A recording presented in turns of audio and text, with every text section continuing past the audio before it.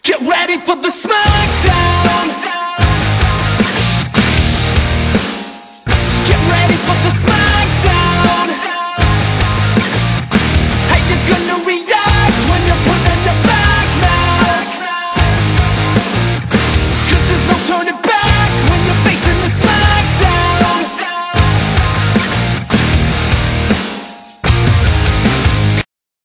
8 posers, welcome to this week's Smackdown and a shot glass brought to you by Grumpy Cheeto, the winner of the WrestleMania weekend battle between myself and Wrestling Fan 777.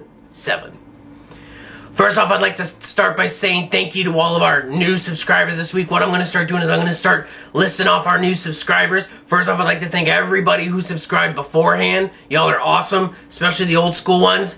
But this week we've got like 5 new subscribers, so I'd like to thank CNO191V2. Also, John the Jaws, Govs Football, Undertaker 010, and Little Cena for Life. Thank you to you guys for subscribing. Hey, leave any of your feedback you have in the comment box on the channel, wherever. I want your feedback. And don't forget, if you haven't checked it out, check out WrestlingRevolution.com. Let's jump in the show. This week's edition of Smackdown is in my backyard of Los Angeles, California. Right around the adult demographics backyard. Except they're in SoCal, but you know what I get. We kick off the show with an in-ring promo with CM Punk and Rey Mysterio. This was basically just it was a pretty good promo, but it was just kind of recapping what happened last week and setting up the match for WrestleMania 26 to be a street fight. Rey Mysterio challenged CM Punk to a street fight. We move on to the first match of the night, which is MVP and Fat Hardy versus Jumpin' Jack Swagger, the All-American American, and Mr. Perfect himself, Dolph Ziggler. This was a pretty short match. I mean, it wasn't incredible, but, you know, there was some really good ring work between Swagger and Hardy that I saw. The way it ended, though, was that Fat Hardy speared Jack Swagger to the outside of the ring, and then MVP got a zigzag from Dolph Ziggler. Mr. Perfect Ziggles picks up the 1, 2, 3. Ding, ding, ding. Afterward, as all the wrestling participants are heading to the back, Dolph Ziggler reaches under the ring, grabs a ladder, puts it in the middle of the ring, climbs up that ladder, rung by darn rung, reaches up, pulls down the case, and there is a photo opportunity for Dolph Ziggler's first WrestleMania win and his first WrestleMania ever in the Money in the Bank. That's, you know, I'm rooting for 2 people, Dolph Ziggler or Shelton Benjamin. That's who I'm picking for Money in the Bank. That's who I want to win. That's not who I think's going to win, but that's who I want to win. Move on to a backstage promo with Theodore Long and Drew McIntyre. All this was setting up the main event for Drew versus the Faker Taker later on in the night. So, you know, Drew was getting all mad because he had to face the Undertaker. I wonder if his streak's over. Alright, match number 2 of the night is Team Layful versus Beth Phoenix and Tiffany. My girl. Alright. Oh, by the way, that first match got a 2 out of 5 Black Rangers. So, sorry, I kind of missed that. Well, to kick off the match, Team Layful had shirts on that said Glamma Man, insinuating that Beth Phoenix was looks like a man. I'm sorry, you're not China. Beth Phoenix is not China. Sorry.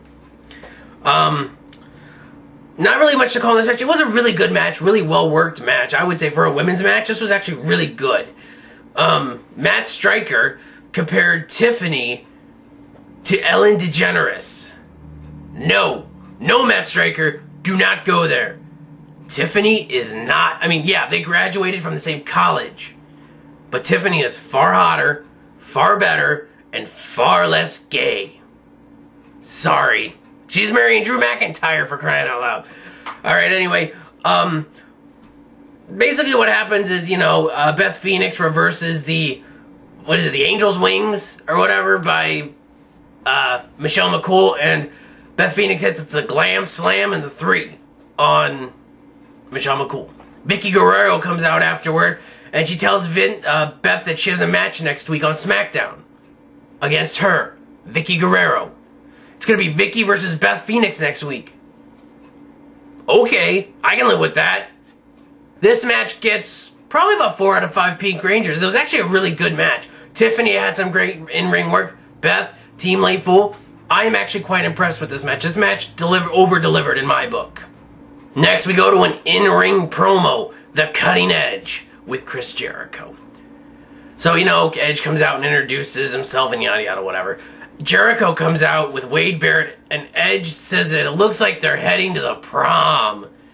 Jericho and Barrett at the prom. Could you imagine that picture? That'd be great. No, I mean, it's pretty much the same thing over and over. They kind of hint towards a spear thing.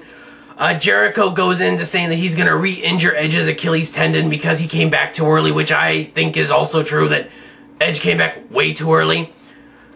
And Edge basically attacks Jericho and Wade. Wade gets a spear, and then Edge gets hit by a codebreaker by Jericho. And then Edge stomps on the bad Achilles tendon heel, whatever, of Edge, leaving Edge desolate in the ring. It was just it was pretty much kind of the same basic promo. Good mic work, but it's the same thing. Alright, we go to match 3 of the night, which was the Hart Dynasty versus John Morrison and R-Truth.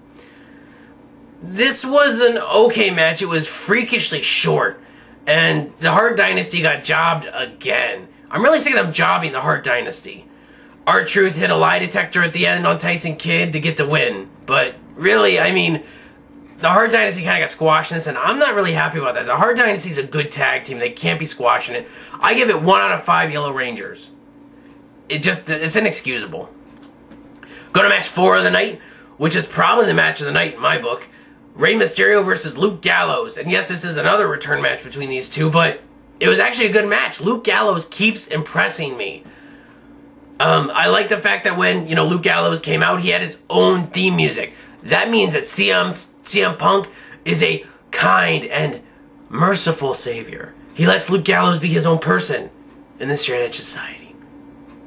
Bull crap. But it was good to see Luke Gallows having his own music. There was a lot of great moves. Luke Gallows had a great backbreaker in this match. Ray had a great sitting senton, sorry. And of course the bulldog where he flips him up and he comes down and whatever.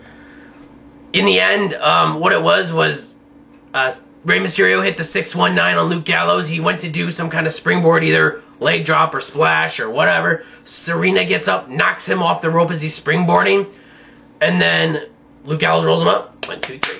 Now, what's interesting is what happened after the match. Ray went crazy. I mean, this is actually, I was really intrigued in this part of the storyline because Ray went crazy. He kept attacking Luke Gallows and just beating the mess out of him. And CM Punk was just watching in disgust. It was such a great, it was great storytelling at the end. I thought it really built a lot onto their match going into WrestleMania, that Ray's actually kind of losing it here, and Ray's actually kind of going, "Argh!" So I really actually enjoyed after the match, but this was a really good match too, so I give it 4 out of 5 Red Rangers. It was a really good match. Then we can move to the main event, which is the Faker Taker versus Drew McIntyre. This match kind of under-delivered in my book. Drew and The Undertaker are a little bit better workers in this. It was a really short match, and Drew just got buried. Bad. Most of the match, Taker played cat and mouse, and Drew basically got chokeslammed and tombstone. And that was it. 1, 2, 3. After the match, though, again, after the match, more storytelling, is The Undertaker was walking up the ramp to do his normal, half look around and arm raise. As he was doing that, Shawn Michaels came out and tried to super kick him. Then The Undertaker reversed it, was going to tombstone Shawn, and then Shawn reversed that, and then he hit the BAM! Sweet chin music on The Undertaker. And then Shawn was standing tall at the end of Smackdown. Sometimes I kind of wish Shawn Michaels was on Smackdown. He's just, I know his schedule doesn't prevail, but I don't know, I just wish Shawn was on Smackdown sometimes. I think he would be a great asset to them because he's more of a high flyer, and so most of the participants on SmackDown. Overall, I give this SmackDown a 3 out of 5 Blue Rangers. It was pretty at par, what I'm normally used to for a SmackDown. Some of the matches did not deliver, like the Hart Dynasty match, but some over-delivered, like the Rey Mysterio Gallows match and the women's match. So, I really can't complain about this week's SmackDown. I thoroughly enjoyed it. Leave your comments, please, in the comment box. Please subscribe. You know, if this is your first time watching, I promise to deliver. I'm Grumpy Cheeto. I am